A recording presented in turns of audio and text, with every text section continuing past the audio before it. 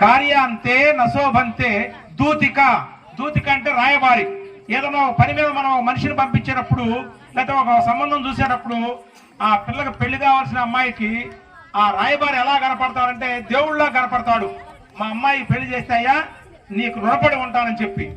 ఆ తర్వాత ఆ పని అయిపోయిన తర్వాత పెళ్లి అయిన తర్వాత అతను చూస్తే వీళ్ళు పట్టించుకోరు. వాళ్ళు ఏదైనా అతను కానీ కమిషన్ అంటే ఈడాడ పోగాడడం మనకు పేడ అనుకుంటారు.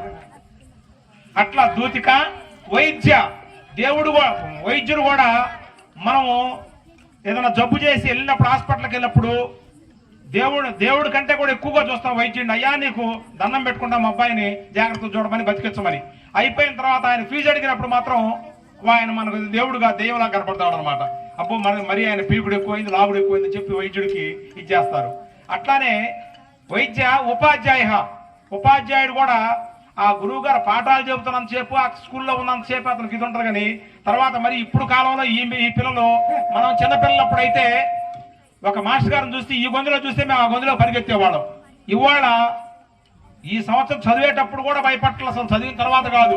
అసలు వాడు చదివిన తర్వాత మరుసటి రోజు కానీ మన సంవత్సరం వస్తే వాడు సైకిల్ మీద మా ఎదురుగానే వస్తాడు. కోర చూపు చూసుకుంటే ఈడు కదా నన్ను పాడు చేసింది అన్నట్టుకుంది. కానీ వాళ్ళే మమ్మల్ని బాగు చేసినట్టుగా మమ్మల్ని ఏం భావించట్లా.